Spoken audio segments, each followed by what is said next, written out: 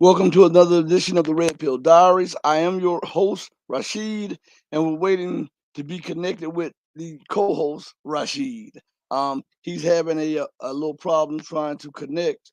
So we just want to just talk over a few things that are breaking in the news. I know we were supposed to come on yesterday live, but I just want to share a thing with you. I had to clean off a half an acre of land of mine, and it took all day. I was exhausted. When I got done, it was about 6:22 in the evening, and I was good for nothing else but to, you know, practice my martial arts for about roughly about 30 roughly about 30, 40 minutes and then take a bath. I was done. But let's get into the news. I just got a text from Rashid. He said he has to change computers. I guess something is going on. But as we always tell you, every time we try to do a show, there is some hang up in the background. There is something going on. But I also want you to know that we are starting a locals page. That's locals. You can go to the Red Pill Diaries on locals. That's locals.com and whatever and hit the Red Pill Diaries, all one word, and sign up to the locals page. It's not fully uh, done yet, but my son is working on it. You can also check us out on Odyssey. Go to Odyssey and sign up. Of course, come to YouTube, sign up. Go to the Patreon, sign up. Check out our Twitch channel, sign up, and go over to what is Telegram and sign up to our The Red Pill Diaries page. Okay. But I was just thinking about all of this stuff that's going on in the news, not just Ukraine, but there's a multitude of things that are happening, that is happening around the world that you rarely get a glimpse of because the Western media is still focused on Ukraine. And we're going to talk on Ukraine. We're going to talk on a few things um, about Ukraine and the situation there, but we're going to also try to reach out and uh, tell you a few things about what's going on in Latin America. If we get time to things that are going on in the Horn of Africa and in other parts of Africa, things are going on in Asia, things are going on in the Middle East, and even some things that are going on in the rest of Europe. But on that note, when we look at Ukraine, a lot of you are unaware that there's intense fighting going on in on a over a highway, a strategic highway between Russia and the Ukrainians. As a matter of fact, let's be blunt about it. It's between Russia, the Donbass militia, which are the allied forces with Russia, and NATO in Ukraine because they have Canadian special forces there. They have British special forces. They have all of these special forces that are conducting operations in Ukraine, albeit with plausible government deniability. But still, there's a strategic highway that is being fought over right now. And this strategic highway, whoever wins this strategic highway has the floodgates open to them for other areas and control over other cities, towns, and villages in the eastern part of the Donbass or the eastern part of Ukraine. And what's intriguing about this is, as racist as the Nazis are, and as racist as you have seen it with Western media, especially covering the situation in Ukraine when they said, well, this hits hard. This hits home with us. This is not like some non-European or African nation, as they said. This is a nation with people that look like us with blonde hair and blue eyes. And it was amazing that they said that on national television. It's and then it was trumpeted by other um, uh, politicians and journalists, so-called journalists. But the strategic highway that is being fought over today in Ukraine is called the Patrice Lumumba Highway. I'm going to say that again. The Patrice Lumumba Highway. This strategic highway, this highway was named in the Soviet times when both Russia, Georgia, uh, Belarusia, Ukraine, and the surrounding areas, some of which are now part of NATO and the EU, were part of the Soviet Union. And the Soviets revered the gall, the fortitude of the leader of the Congo, Patrice Lumumba, the Honorable Patrice Lumumba. And so they honored him so much that they named that highway. And it's crazy because that's an actual fact, and no one talks about that. Mostly, you may have one or two people that mention that, but you have the majority. They would rather say, and I'm just making up a name for the highway. They would rather say the M4 highway, or the 10A highway, or the A10 highway, or something like that, instead of just telling you the name of that highway. That in itself shows you, I mean, that in itself shows you the racist nature, or the exceptional nature of the media, because the highway that is being fought over, the strategic highway that is being fought over, is the Patrice Lumumba highway. Okay, that is very important. Let's not miss it. And the reason I thought that I would bring that home to you all is because with the growing sentiment of racism in Ukraine, and the relegating of all other problems and all other wars and all other conflicts to a minuscule thought, just because that something is happening in Europe, in itself shows you the thought of those who are in power, the thought of the leadership of America and Europe, right? I was listening to something, and I want to bring some home. I wasn't even going to talk about this part right here, but I was looking at something yesterday, just getting my news from all over the world, and I'm just listening to a lot of different platforms. And so I was listening to one platform that I listen to a lot, and they have a lot of information on there, but some of the information on there is biased. Just a small portion of it by one of the, and you can tell it. You can tell it from time to time if you just listen. But so I'm listening to the podcast host, and as he was talking, he I said, well, you know what? Let me master two tasks at one time. I immediately listened to it and I started doing other things, right? And the video went into another video because it was over, but I was not in the same room that it was going on, but I could hear it because I had it on the surround sound. And so it went to an old video from 2021, I believe it was. And it- he was reading, the podcast host was reading the readout from the Russian ultimatum, or the Russian writing from the lead up to the war in Ukraine, or the special military operation. And in there, I noticed something, that all they talked about was European security, not the security of Africa, Asia, Latin America, Central America, the Caribbean islands, and the surrounding areas in the Pacific. All they talked about was there must be a indivisible security architecture for the entirety of the European continent, which amazed me, because the wars in Latin America are because of the European continent. The wars in Africa are because of the European continent. The wars that are being ignited in Asia, it's because of the European continent, because of their thoughts of exceptionalism and dominance. This is no slight. This is um uh, no lie. This is the truth. They colonized Africa. They colonized Central and South America and the Caribbeans. They colonized Asia. And even when they went back home to Europe, they refused to let go. And so to say that European security um, stands at the crux, or at the focal point of America, the EU, and Russia, is a slap in the face to the instability that America and the EU has caused around the world. That is a slap in the face, because if I recall right, and see, I call the ace and the spade, and I don't care if you're black, white, brown, red, purple, yellow, or green. I'm going to tell you the truth, whether you like it or not. And some of this is inconvenient truths.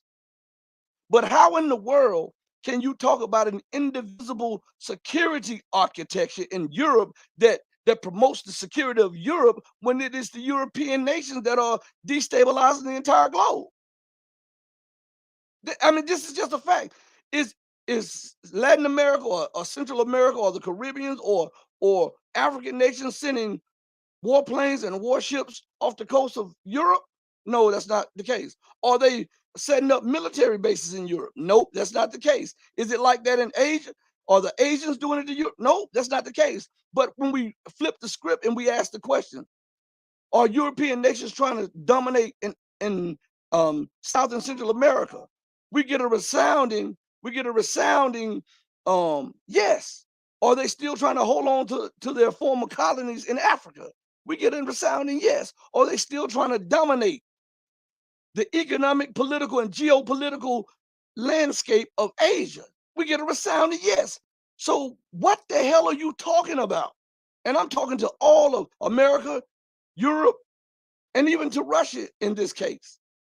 What the hell are you talking about when you are so concerned with European security, but not as concerned with the security of 9/10 or 8/10 of the population of the planet Earth? Do you see the hypocrisy here? So we have to address these things. That's why I started off talking to you about the Patrice Lumumba Highway and the fighting that is going on there, because I want you to understand that there is undercover exceptionalism or racism or imperialism that you don't get, that they don't, they do it subtly. And so as I'm hearing, and I'll bring Rashid on, I know he's in the booth right now, I'll bring him on. But as I'm listening and I'm hearing the demands of Russia to Europe about the security architecture, and this was in 2021, and America's counter, and Europe's feeling on this. And I'm like, what the hell? Are you serious? But see, most of you would listen to it and you wouldn't think, you wouldn't have a second thought about it. But I want you to think about the realism in this. What nation? Let's just put it out here and let's just call ace and spade a spade. What nation in Latin America is threatening the security of Europe? I'm asking you that. What nation in Africa is threatening the security of Europe? Did Libya bomb Europe? No, but Europe bombed Libya. What about in Mali? How France continues to try to destabilize Africa and how France committed mass murder and genocide just a few months ago in Mali. Some of you you're not even aware of that. Outside of the military base that they were forced to abdicate and leave, there were found dozens of Malian citizens who were protesting France's continued colonial presence in the country outside of the military base. France didn't even bother to bury them. They just killed them outright. But we're talking about Ukraine and the slaughter in Ukraine. Just the French has not been called to account of that, nor have they been called to account by the UN's own records that says that French so-called peacekeepers in African nations were molesting children and they were raping little boys and girls. Or see, this has been missed in the whole the total picture. But again, I say, is Latin America threatening the peace and security of Europe? Let's be honest. No. Is Africa threatening the peace and security of Europe? Are African nations talking about bombing Europe or sending warships or warplanes to Europe? No. Well, what about? Let's look at it. Well, what about Asia? Are the Asian nations threatening the security of Europe? Are they deploying warships and bases in Europe, or is it the other way around? So if it's the other way around, then why are they so focused on European security when it is Europeans who are making the world insecure? We can justify your French bases in Africa. We can justify Canadian bases and German bases and American bases and Italian bases in Africa. But Lord, let one of them say that maybe we should have an African base in Europe. Maybe we should have an Asian base in Europe. Maybe we should have a Latin base in Europe. All hell breaks loose. Is that not exceptionalism? Is that not do as I say, not as I do? Is that not racism, to put it blunt? Let me bring Rashid in because he's been in the queue for the one. But I had to finish that thought on that, and I'll bring Rashid in. How's it going, good brother? Assalamu So you've been listening, and I asked the question to you because, as I said, and you might have missed the first part of why I asked that question. I was listening to a podcaster last night, and as his new video went off, I was out of the room, but I had the thing playing around sound. So it went, you know how on YouTube it'll go to another video. So it went to one of his older videos from right before the start of the Ukraine war. Who was it? I don't want Who? to mention that. I'll tell you off the thing. Okay, you seen somebody and you went to his video. What was he saying? And then he was reading the crux of what led to the war in Ukraine. He was reading Russia's writings and presentation to NATO and the US.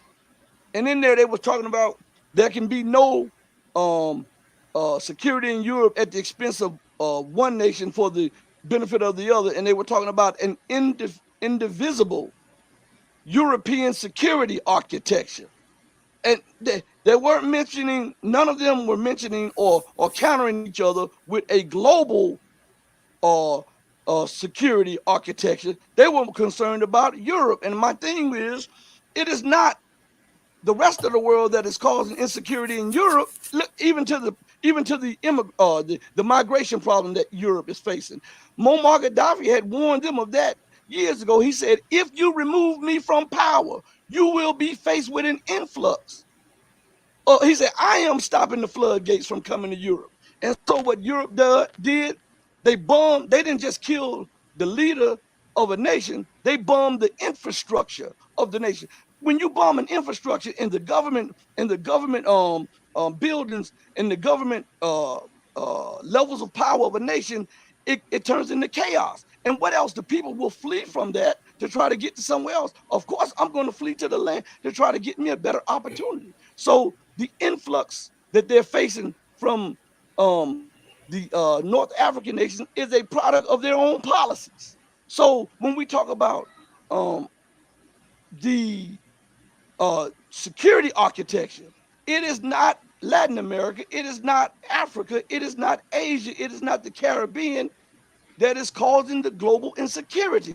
It is being caused by European nations who want to hold on to colonial rule and who want to dominate the spectrum of global politics and geopolitics. What say you on that matter? It's the same old thing that we've been talking about before. He had a slave and master mentality. You know, everybody else is his slave, and the civilized world is the ones that only ones that matter, and he look at everybody else as his servants. Even I was watching Andre my Tyratov, I think that's his name, and he was saying that one of the writers of Europe, reporters of Europe, was saying that the Russians are not white people; they're not Europeans. They're subhuman. You know, they're some kind of a different race. Even if they sit up with the same white face as him, but the Russians, remember, as I said before, they had been dominated by the mongrels hundreds of years ago, and they look at them as lesser people. China, Africa, Latin America, these are not considered white nations, even though they have a few colonial powers in there, people in there that rule them, but to them, that you know, they really ain't one of us. And I was listening also was reading an article where one of the European in Brussels leaders of the EU was basically admitting, I don't know if you've heard it, read it before, admitting that they have double standards. Yes, yes, yes. That for Europe, is one standard, and for everybody else is another standard, and that Right. shows the mentality of these people. That if you're not part of us, then we have right to come and conquer you, brutalize you, enslave you. I was even listening to a article about uh, what is that country? New Zealand. They sent in troops to help fight Russia. You know, all of these countries, the indigenous people have no say Hmm. so. The European powers put their people in control, Right. and they are the ones that's making these policies. And this is the reason why you got this global war. Uh, Mm. it's to break their grip on the planet Earth. This is the reason why you must have a mild hammer war of Armageddon. It's to break the grip of the country who rule in the world. That's what that is. Even with Hmm. Muammar Gaddafi, they went to war with Muammar Gaddafi because he was threatening their economic security. He was going to have that That's right. the gold-backed dinar, which anybody that can make a currency backed by gold is in a better position than a fiat currency backed by nothing.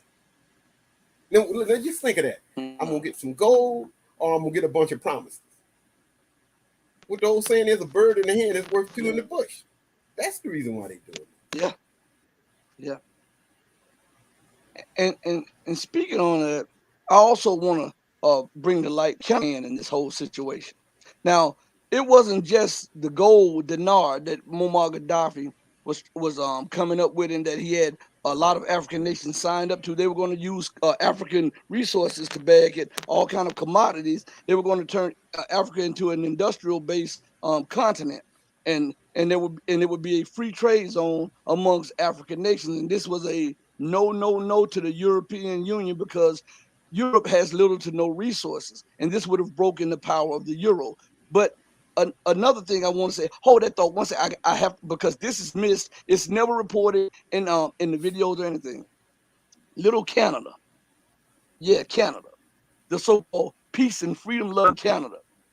Canada was in a deal with Muammar Gaddafi, and they were helping build aqueducts under the desert because there was a study and they found that Libya held so much water under the desert.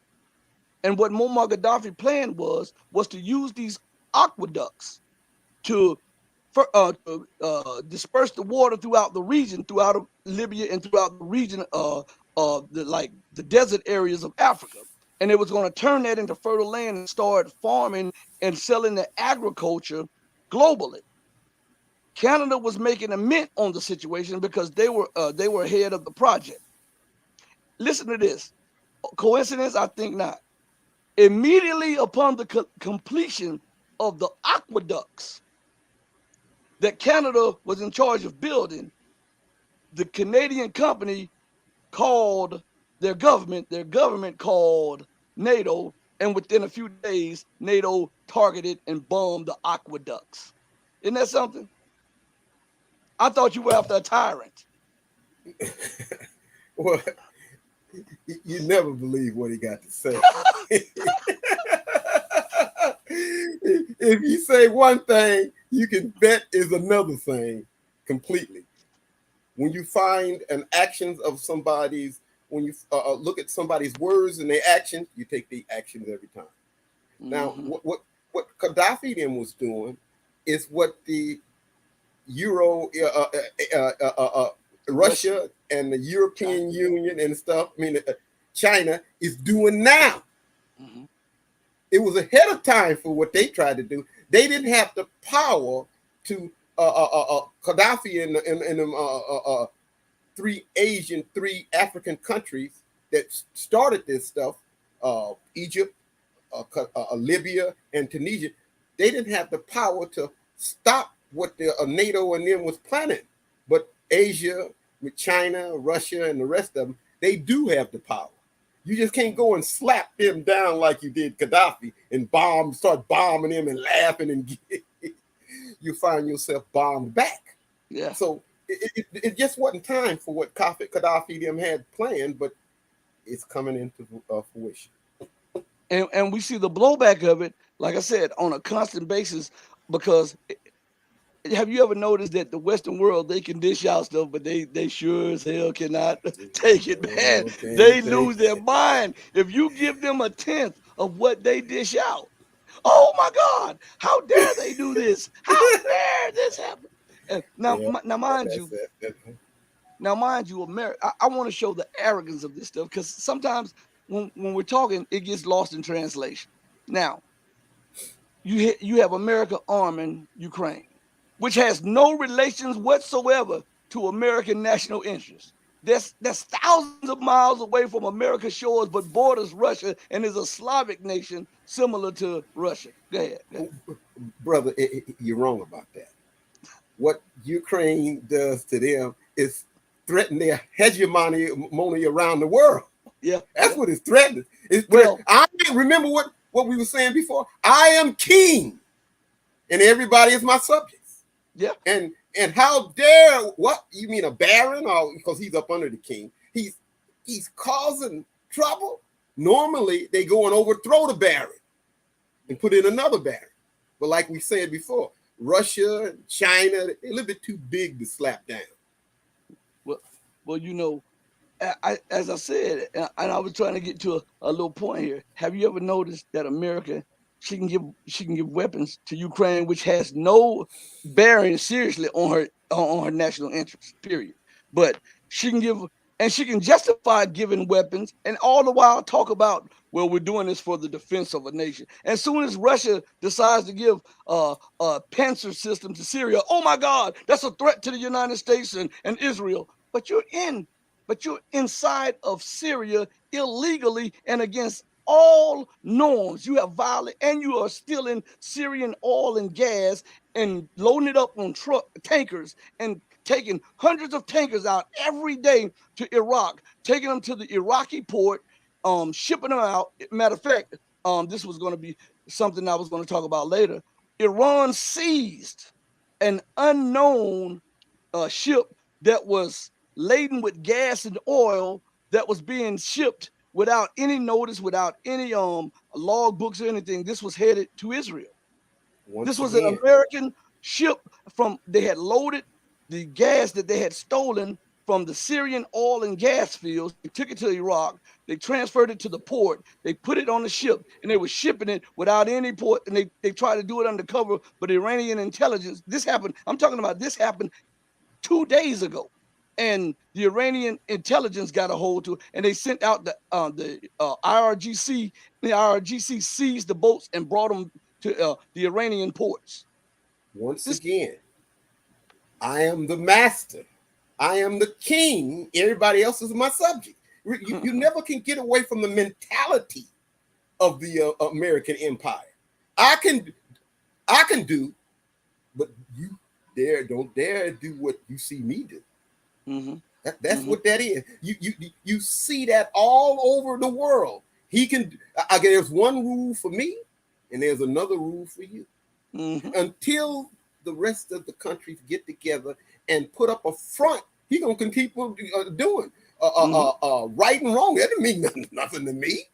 Only thing I want is what produces my interest. If I want your oil, you better lay down and let me do it. China, Russia, Iran, Syria, and the rest of them need to go there and push the empire out. The empire, we want him to stop stealing our oil. If you can't stop me, then I'm not gonna stop.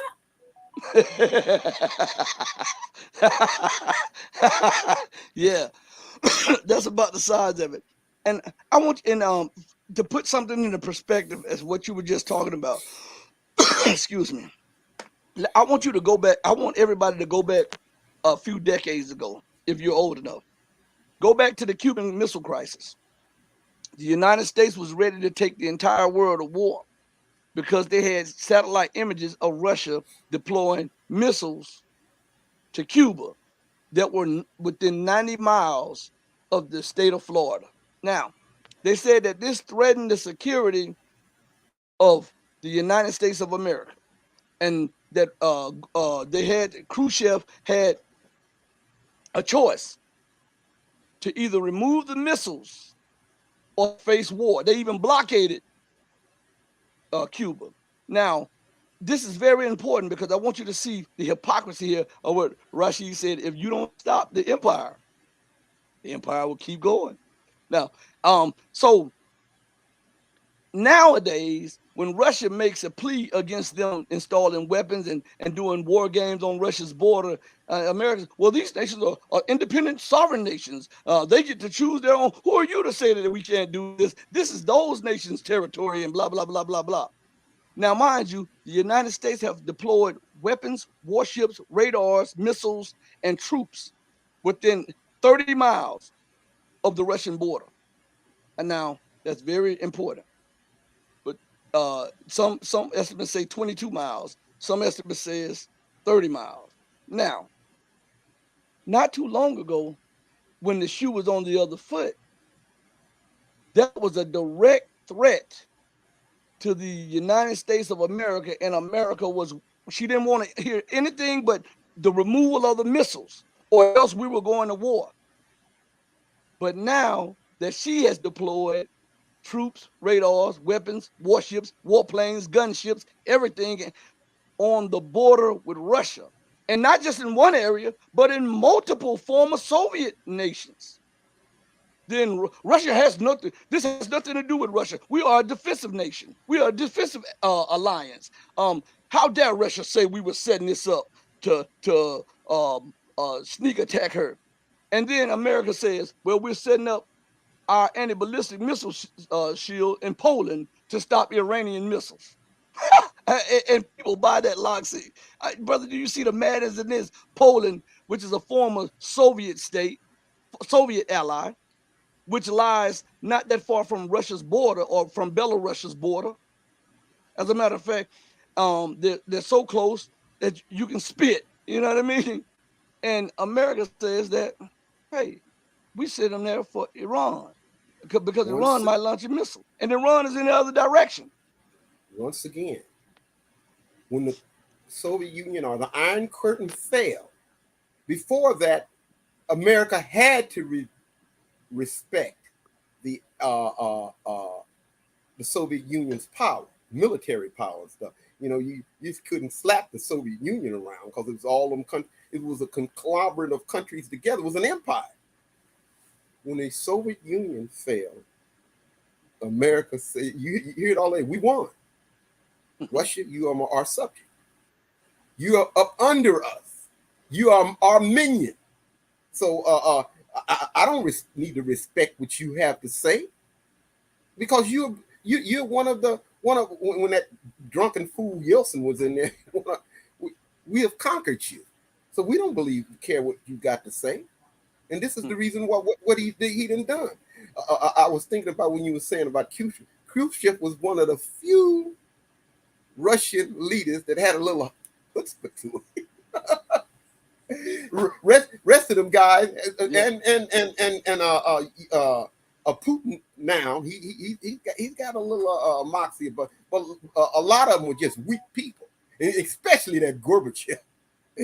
Yeah, the empire couldn't and brought up a better stool in a puppet than that guy.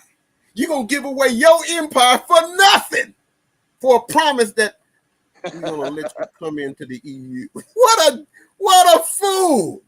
So I'll excuse me. That's a couple of an uninvited guests.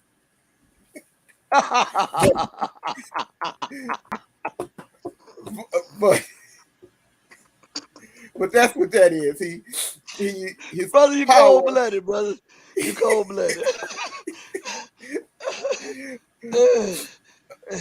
What it is his power is waning. If you can look at what's happening around the world, even until what happened to Gaddafi, the empire done lost a whole lot of power. And it really started when they attacked Libya. Before that, China and Russia would go along with everything the empire said. No questions asked. But after they killed Gaddafi and Vladimir Putin got back in the office, they said he watched the killing of Gaddafi over and over and over and over and over. And in his mind, that could be me. From that point on, he stopped going along with whatever the West have to say. And they started, also with China. They had an agreement not to kill Gaddafi. He was supposed to take internal exile, right? But Putin and them seen that they don't live up to their agreements, which they never have lived up to their agreement. But that was the facade that they have. They say, okay, we made an agreement with, like Iran. We're going to make up an agreement for this JCPO, and if Trump get back in office, he'll break it. So why make up any agreement? The empire or America never lives up to its words. Treaties or whatever, it means nothing to them, especially if you're up under them. Now, if somebody that they can get in their backside like the Soviet Union, oh, okay, we may not want to do that. But somebody he considers beneath him, or I have military supremacy over, what you got to say, what he say don't mean anything. Just look at the American Indian. How many treaties did the white man of America make? And he broke thousands of them. Broke every last one of them. So now, these are his founding fathers.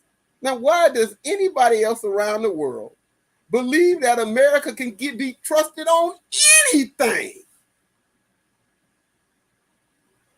She can't. Yeah, she can't be trusted. And her treaties. And her treaties are just for the moment. Look, when she feels that she is inadequate in a certain field, and she feels that you have the lead on her in a certain field, she wants to sign an agreement with you. And the agreement is only as good as long as she feels that you have the jump on her. Once she feels that she has parity or she has surpassed you, then she throws the treaty out the window. That's right. I don't care what you got to say. And that's the way the empire is. Let's see.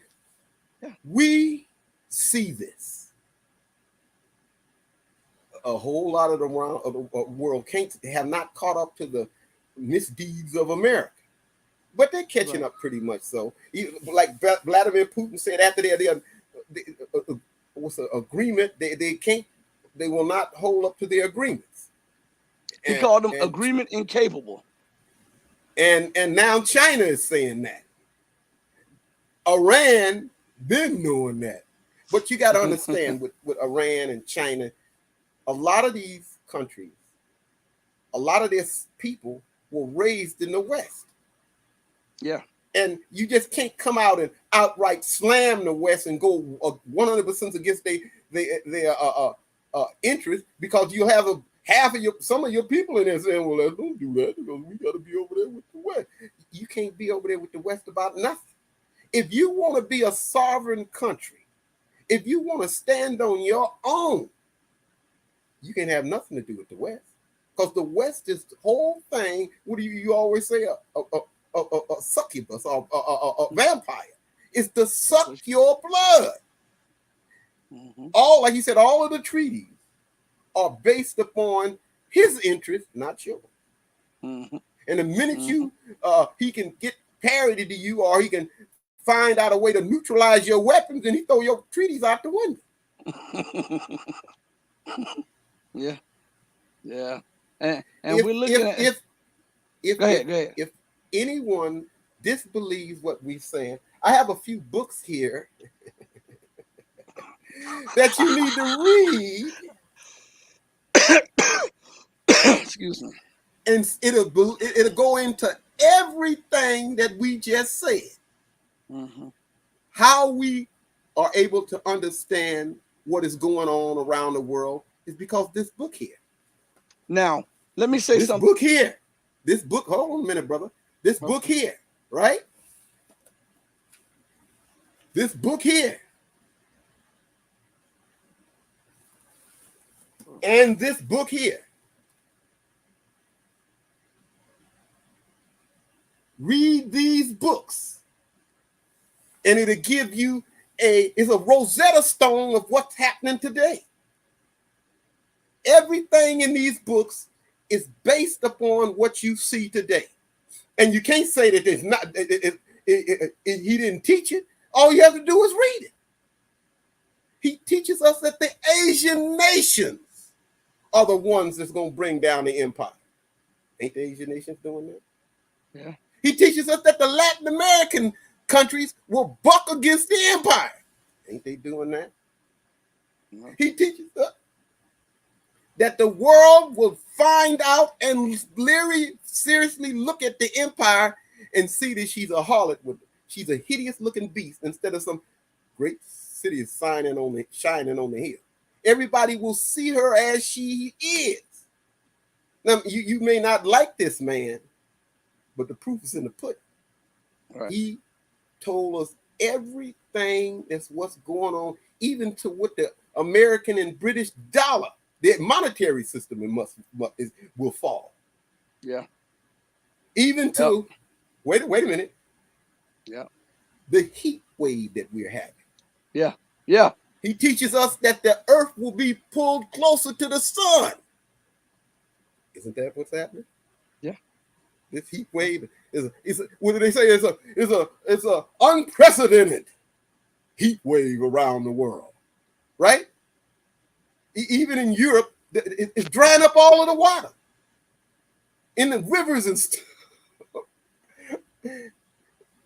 Okay, brother, I'm finished with my rant. No, brother. I'm listening. I was also getting some little messages in also. So as I'm talking to you and I'm scanning the board, I'm also looking because I'm getting little text messages and emails in about certain things that are going on.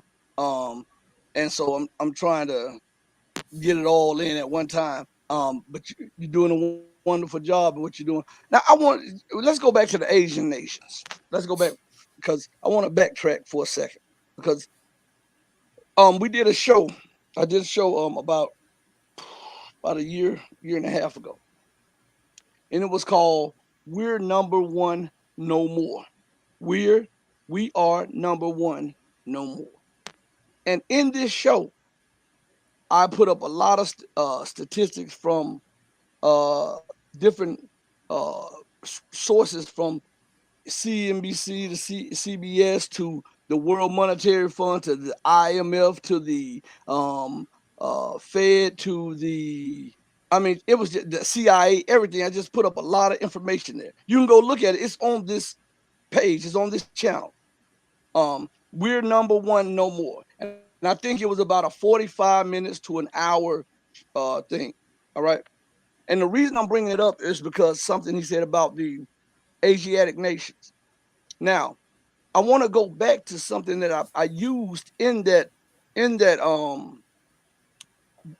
lecture that I gave or in that uh, video that I did, and it's from the National Interest, nationalinterest.org, all one word, nationalinterest.org. Okay, and the headline is China is now the world's largest economy. We shouldn't be shocked. I have to go back to this because when we see this article and when we read the headline and when we read just the first couple paragraphs, maybe the first paragraph, we will see why America is reprioritizing the Asia Pacific region. We'll understand why America is being belligerent and hypocritical in her policies towards China and is stoking flames of war. Even though every war game that she has war games showed her losing and losing fast to the Chinese nation. Okay. But a reason why she is doing something, because I know a lot of you people sit back and you say, well, why would she do that? Why? Because the leadership in their policies and their movements are not sound. They're not rational.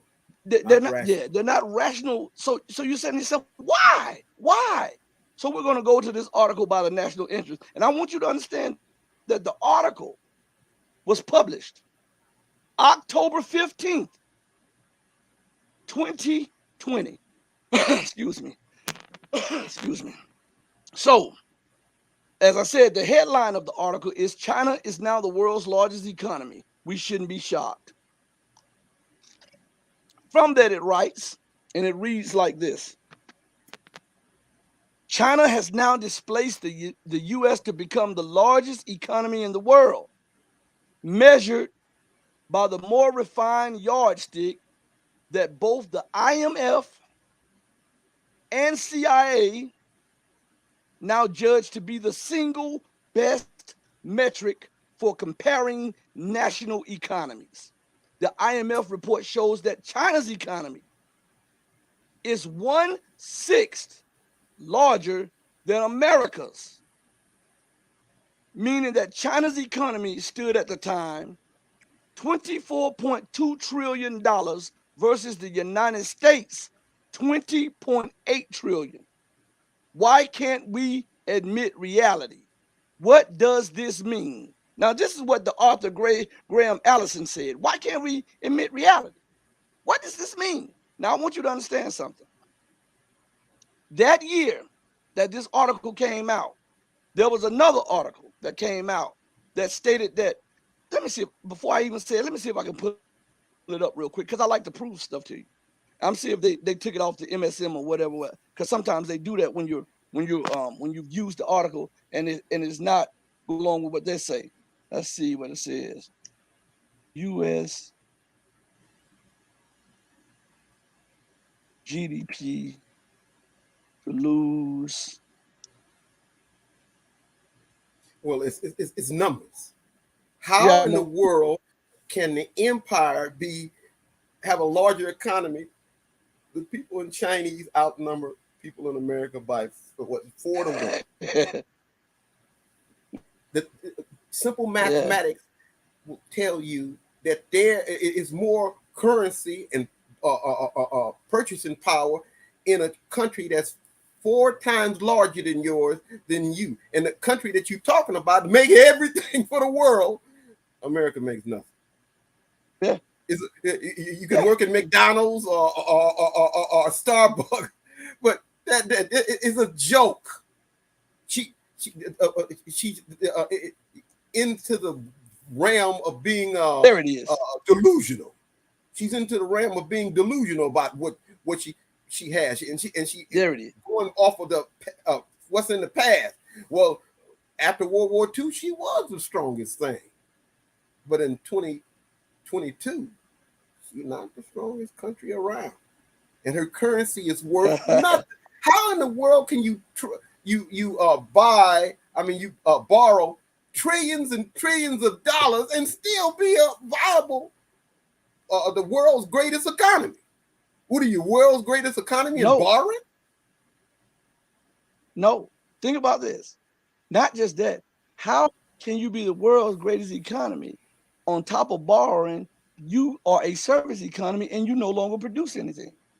So that doesn't make any sense. But I want to go to something because I want to follow down the line. I like to prove what I'm saying. And the key words that I used here was so that you can Google it. Use T period. Then I used U.S. to lose 16 or 17 trillion dollars during the pandemic. Okay, I used those keywords and I found the article.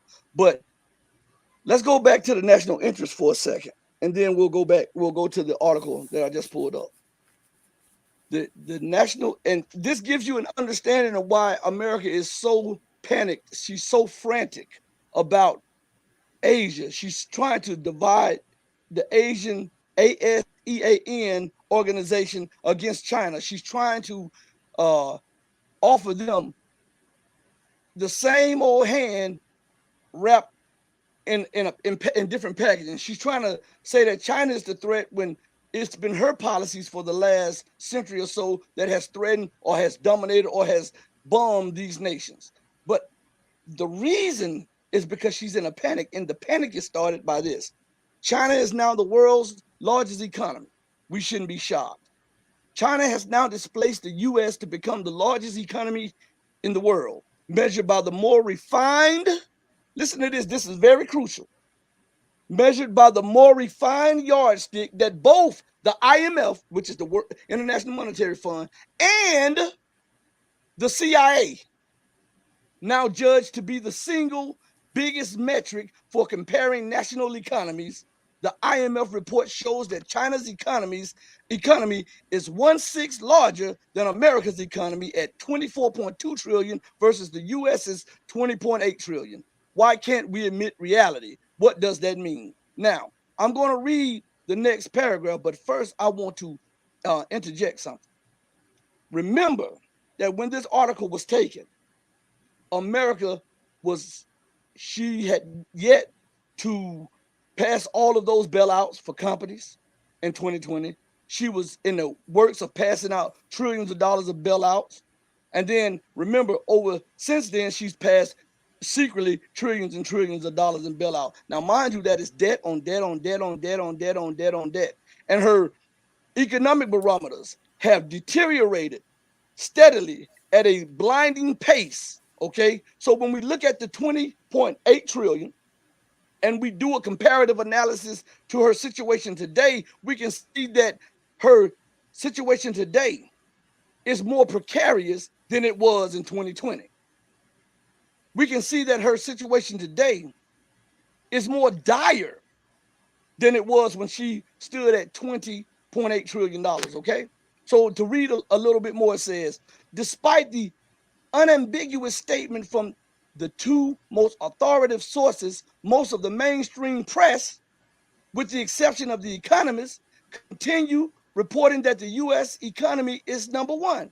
So what's going on? He asked the question. After all of this information, after all of these facts are put out, they're still talking about the United States is still number one. What's going on? Okay. It's the emperor not having any clothes. You know, yeah, and so that's exactly what that is. Yeah, and so let's go to the article that was published by RT, but it wasn't an RT article. It was just published on RT, okay, which was Russia Today. But it was a article that was published on multiple platforms. I just remember seeing it on RT, so I went to RT. Okay, it was published on multiple platforms, so it's not the works of RT.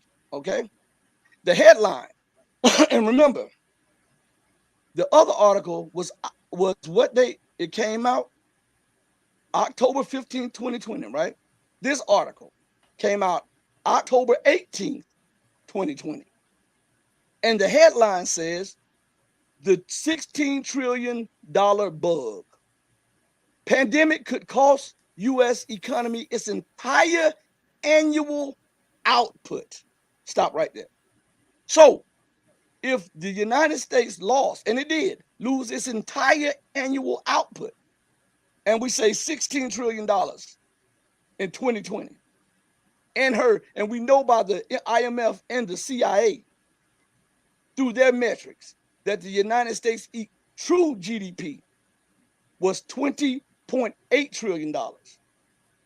I'm not the greatest mathematician, but if you take 20.8 and you subtract 16 from it, you get 4.8 trillion. So that meant that the real economy of the United States was roughly $4.8 trillion. Okay? $4.8 trillion. Now, why am I telling you that? It's because that was 2020. We are 2 years on almost.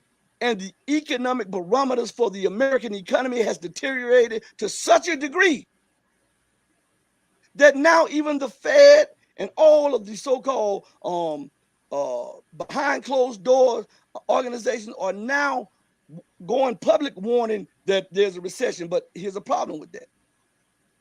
If you look up what a recession is, this cannot be a recession because this has been going on since at least 2008. That means that we are in a depression. They do not want to use that word depression. But according to the definition, this does not constitute a recession. This constitutes a depression. Okay? It's very important. So let's read what this article has to say in the beginning. The U.S. economy may lose a whopping $16 trillion due to the devastating impact of the COVID-19 outbreak, both in output and people's lives, and new research has found. While most studies assess the cost of the deadly virus by its impact on the national gross domestic product, a paper published in the Journal of the American Medical Association earlier this week offered a different approach. The authors of the study, former Treasury Secretary Lawrence Summers and Harvard University economist David Cutler, also took into account losses associated with those who have died due to the virus, in addition to the purely economic costs. With the number of, I won't say the name again because YouTube might put me off, even though I'm saying it according to their guidelines and their standards. So I'll say the virus, okay? With the number of the virus infections in the U.S. nearing 8 million and deaths surpassing 215,000, the researchers believe that the outbreak may result in an estimated 625 cumulative deaths in the country through the next year. Given the theoretical conservative value of a 7 million, this is what they put on your life, a conservative value of $7 million per life.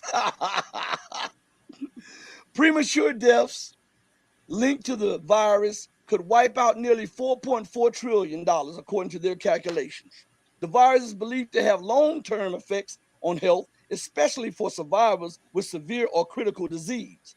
As those complications lead to increased risk of premature death, they also have far-reaching consequences for the entire economy, with losses mounting to another $2.6 trillion for cases forecast through the next year, the authors noted.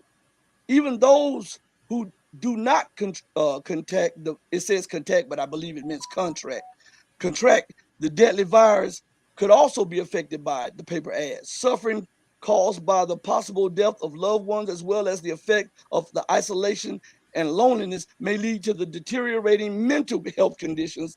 This also takes a toll on the economy, which could lose approximately 1.6 trillion due to the mental health impairment, according to the research.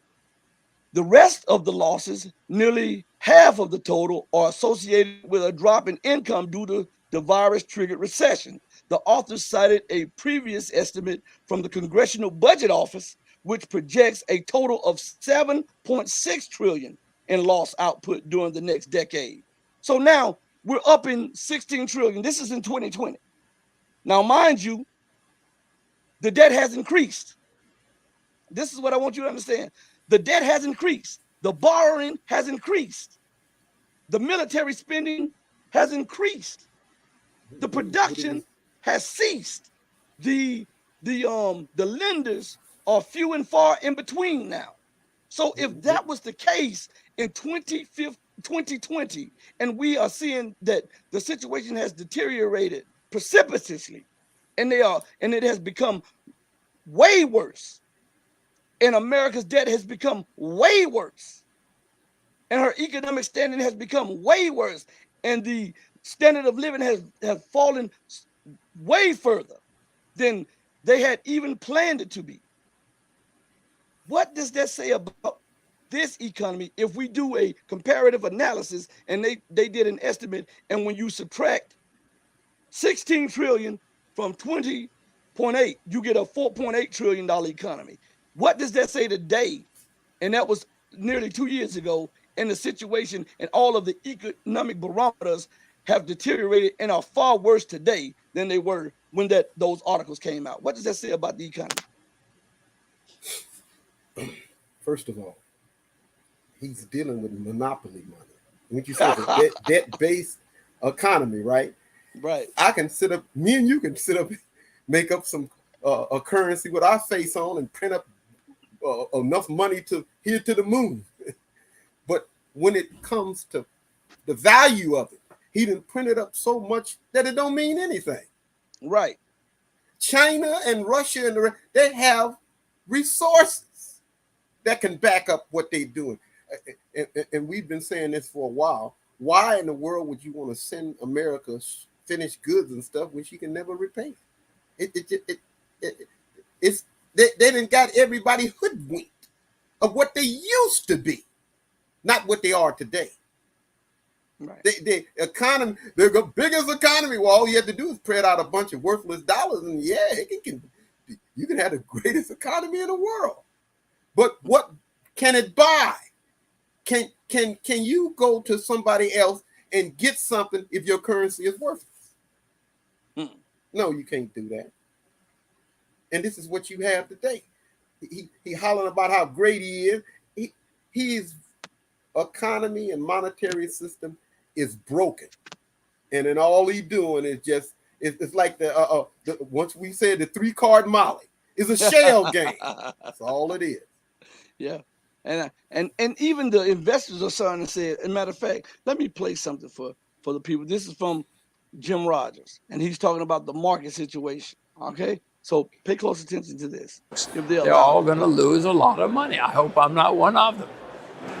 Well, Jim, I'm not sure Washington disputes that we're in a bear market. Hard to dispute that when the S&P 500 is down 20%. So by technical definition, we're in a bear market. But I do get your point that many in Washington aren't acknowledging that we're in a recession, although we may very well already be in one. Second quarter GDP estimates expected to be negative. So then again, by the technical definition, 2 quarters of negative growth, we are in a recession. But to your point, many in Washington haven't quite come to terms with that or admitted that. But what is your outlook at large, especially as the Fed tightens more aggressively? I wish I could quote you all of the time. Washington has said we're not in a recession when we were. They didn't even know it, that the recession had started. And likewise, central bank people. My outlook is that if we have peace, there's a lot of pessimism around right now, huge amounts of pessimism. Whenever there's a lot of pessimism, it often leads to a rally. If something happens in Ukraine, there'll be a big rally. Oil will go down, grains will go down, stocks and everything will go up for a while. I don't know what will cause the rally, but we're probably going to have a big rally. That rally is, I hope I'm smart enough to sell that rally, because that's probably the last big rally. It could be a very big rally, but that's probably the last time. So he sees an economic collapse on the way. He said, when the stock markets go up and we have a big rally, it's probably going to be a huge rally, but that's the last rally. He said, what we're looking at is, and as a matter of fact, I'm going to play it. I want you to hear what he has to say instead of me. So we played that. I think I have the other clip right here. You are the bearer of bad news, saying that the situation for U.S. equities is about to get a lot worse. How much worse? Well, what I have said is we're going to have more bear markets. We've always had bear markets. Now, in Washington, they say, no, we're not. Everything is okay now. No more bear market. If you believe them, don't listen to me. But I know more bear markets are coming. And what I have said is the next one is going to be the worst in my lifetime. So the next one will be the worst in his lifetime. So he sees something. So what we're trying to show you is that the economic part of it is not adding up to where they want to show you that, oh, we're prospering, we're this and we're that. No. How can you prosper when you borrow? Now, for those of you who are listening, whether you're black, white, brown, red, yellow, purple, green, orange, or blue, America has been able. America has blue. Yeah. America has been able to live the life that she's lived because she's been able to threaten people through the barrel of a gun, and she could export the nations ran toward her dollar. So she could manipulate their economies, she could manipulate inflation around, and she could export inflation from America to keep her living standards at a certain level. But now that nations are building outside of the dollar and nations are doing exacting trade and transactions outside of the dollar more rapid now, and they're pushing for more economic uh, uh, unions and stuff. As you see, the Asian ASEAN became the largest trading bloc on the planet, not the EU, but the ASEAN grouping of Asian nations. I think it's called ASEAN, the ASEAN, which is the Asian grouping of nations.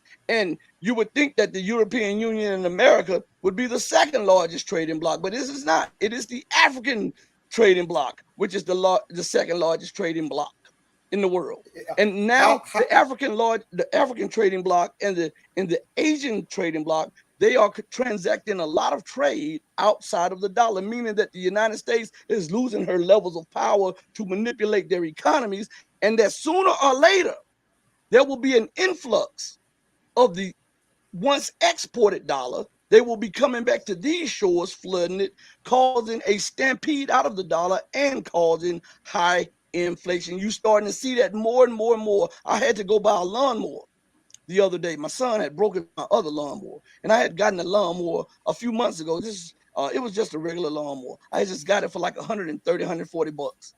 I had to go get another lawnmower. And when I looked at the lawnmower prices up in there, I was like, what? The cheapest one we saw was almost 500 bucks. So they had one hidden in the back that was like the one that we bought a few months ago. And when I moved the boxes over and I found the lawnmower, it was 300 bucks. I bought it for 135, 130 with tax, 140 bucks. It was 300 bucks 4 months later. uh, uh, where I work at, we have safety shoes, right? Mm-hmm.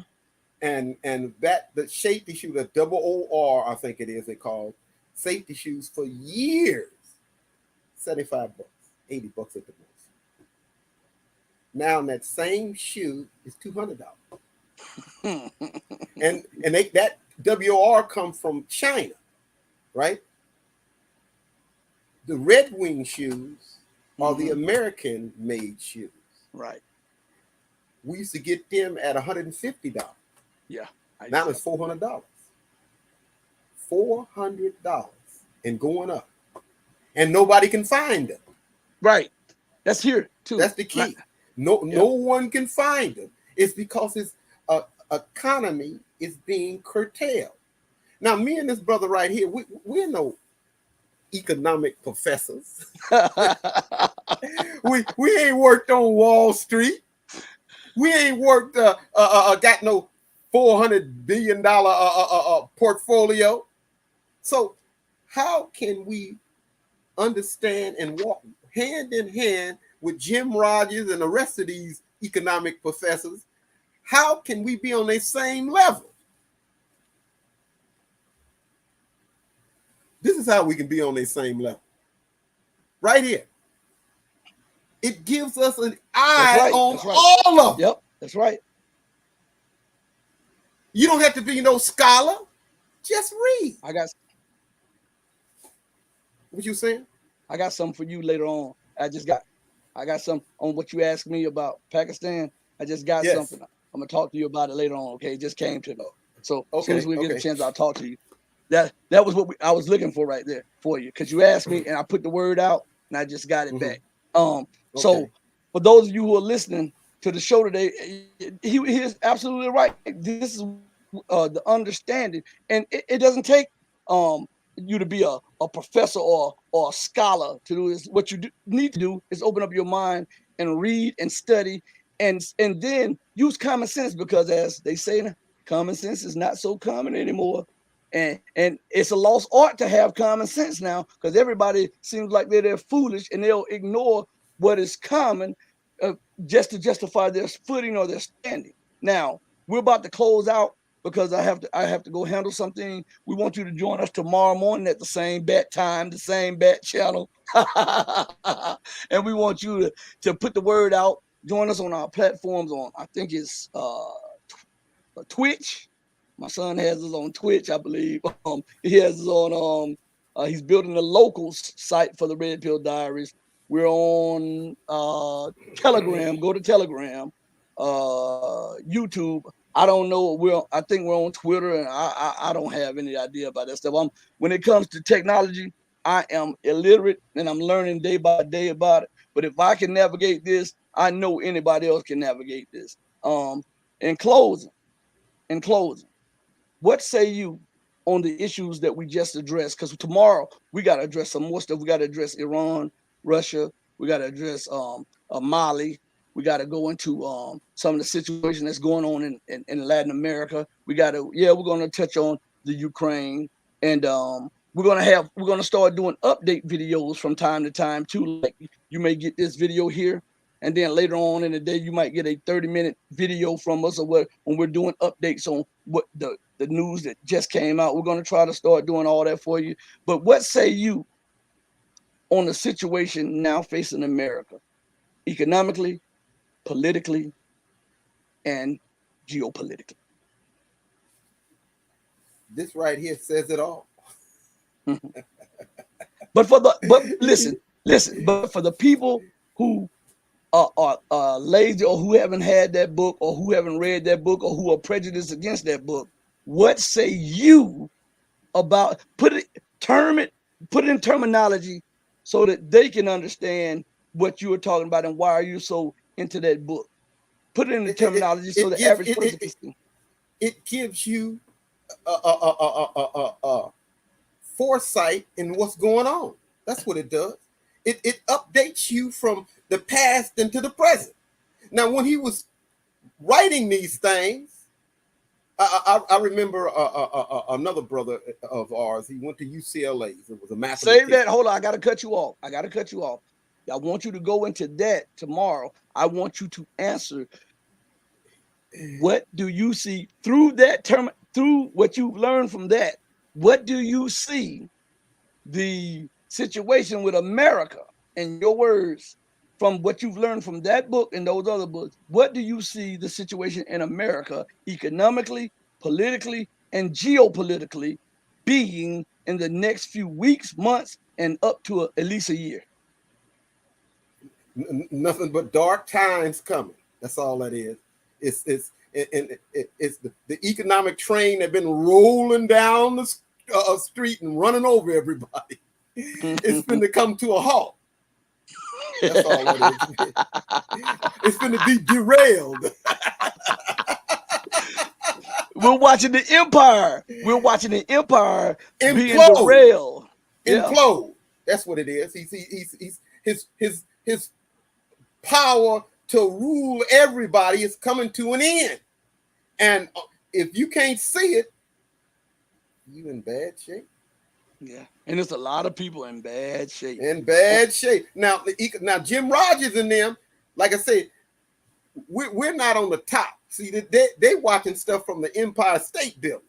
They can see a long ways. Now us that's down there on the ground floor, we can see but a little bit. But our understanding is on the same level as them. That's right. We can see the same thing coming. A great collapse is about to take form. And we see it in real time, and we see it more in depth than they do. On that note, brother, I thank you for always co-hosting the show. You know we got to come back. We might come back tonight and do a brief one. I want everybody to go and support all the channels that we have that we're trying to put up. Also, continue to support us. Give us a thumbs up, subscribe, like, share, do all of that stuff. You have our permission to share, subscribe, like, all of that. Let me say it again. Share, subscribe, and like, and put the word out that the Red Pill Diaries is giving you 100% truth. We don't care who it alienates. We don't care who gets mad, and we are respected because we give the truth without addition and without subtraction. On that note, I always say to you, stay strong, stay true, stay righteous, and always keep God in all your thoughts, because in times of trouble and when you're tired, he'll carry you the rest of the way. We're out of here. I got to say, Mama, I love you.